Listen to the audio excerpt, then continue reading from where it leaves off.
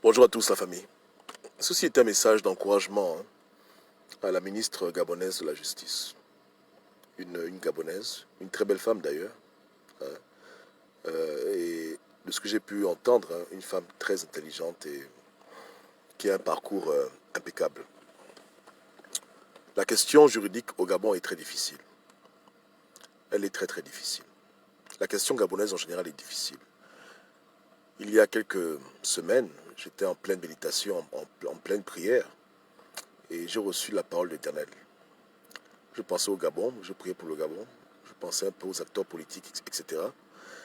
Et Dieu m'a fait comprendre que nombreux sont ceux qui critiquent, mais qui feraient pire, pour ne pas dire plus pire, comme on dit au Gabon, à certaines positions clés.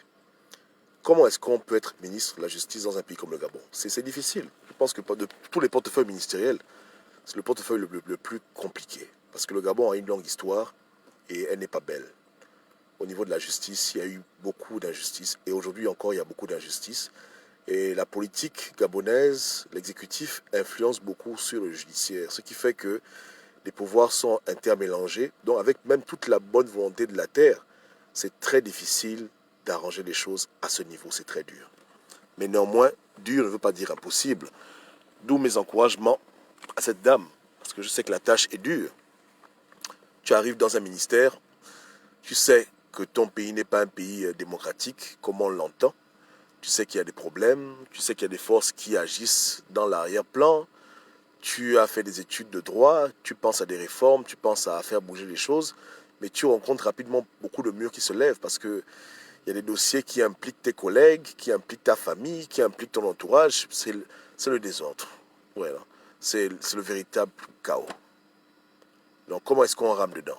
Pour quelqu'un qui est honnête, pour quelqu'un qui est malhonnête, même le paraître devient compliqué. Parce que le Gabon a observé. Il y a beaucoup d'ONG qui observent ce qui se passe au Gabon. Désolé une seconde. Thank you so much. Okay. Appreciate it. Thank you. Here's your change. Thank you. No problem. Have a nice day. Have a good one. You too. Donc, ce n'est vraiment pas facile, n'est-ce pas?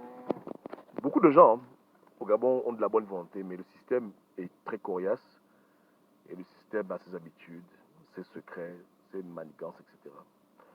Donc moi, je lui accorde le bénéfice du doute parce que la fonction est déjà difficile, mais qu'elle fasse de son mieux. On se plaint depuis 4 ans qu'au lendemain de la crise post-électorale, on a des Gabonais, des frères qui ont été tués, on a des amis qui ont disparu, on a des familles qui ont été endeuillées. C'est dur. Et depuis environ presque 4 ans, bientôt dans quelques mois, on a des frangins, des frangines qui sont incarcérés. Beaucoup n'ont même pas été jugés. Beaucoup n'ont jamais vu un juge.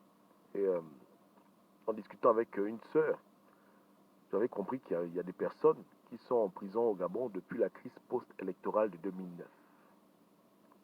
Ça fait mal. Tellement ils ont duré en prison que leur dossier a disparu et que voilà. Moi, je pense que, en tant que ministre de la Justice au Gabon, c'est improbable que l'on puisse régler quelconque problème. Mais il y a des causes qui en valent la peine de se battre. La cause des prisonniers politiques, des prisonniers tout court, des crises post-électorales 2009 et 2016, est pour moi une cause qui devrait donner aux gens le courage de pousser les barrières et d'ouvrir les portes et de taper sur la table. Donc moi je l'exhorte à se pencher sur le dossier. Cela ne peut plus continuer ainsi. Il y a des Gabonais qui sont injustement incarcérés et ils n'en peuvent plus. Je parle pour tous ces Gabonais, ceux qui sont connus de la politique et ceux qu'on appelle communément les casseurs. C'est des dossiers qui sont sensibles mais qu'il faut toucher. Beaucoup ne méritent pas d'être abusés en prison, torturés, tabassés. À la fin, c'est le Gabon qui prend un coup. C'est le Gabon qui prend un coup l'image du pays. Le pays n'est pas parfait, on est comme on est, mais tout ce qu'on peut faire pour limiter les dégâts, faisons-le. Donc je m'adresse à elle maintenant, mais si demain elle est remplacée par un autre, je dirais la même chose. La justice au Gabon, elle est quasiment inexistante pour beaucoup de personnes et il faut faire un effort. cette situation est devenue intolérable. Il faut que les choses vraiment changent. Donc, Madame la Ministre, je vous encourage à faire ce que vous pouvez faire, hein, avec la bonne volonté. À la fin, c'est Dieu qui juge. Dieu sait ce dont vous êtes capable. Dieu connaît vos limites, connaît vos limitations. Le Seigneur jugera. Mais vraiment, ces Gabonais que tout le monde oublie ne doivent pas être oubliés. La question de tous ces prisonniers doit être traitée. Quitte à les faire passer devant un juge, etc. Ceux qui ont excédé leur peine, qu'on les relâche. Ceux qui ont fait des actions probables, répréhensibles, qui purgent leur peine, mais que les choses changent. Il est grand temps pour une réforme du système incarcéral au Gabon. Les prisons sont devenues des toilettes, des latrines. Ça ne va pas.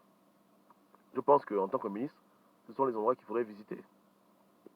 Prendre un jour, 1 heure, 2 heures pour se rendre à la prison centrale de Libreville et voir dans les conditions dans lesquelles les prisonniers vivent, politique ou pas politique. Hein.